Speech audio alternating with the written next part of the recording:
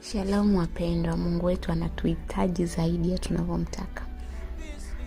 Mungu wetu anatamani sana sisi tumpe muda.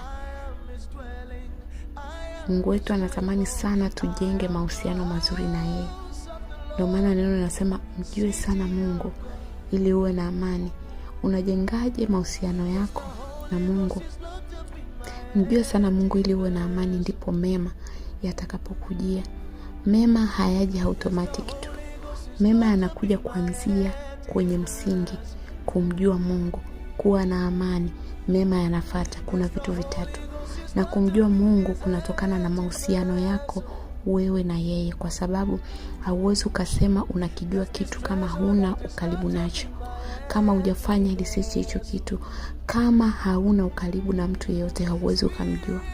Utamjua kwa nje lakini ndani umjui.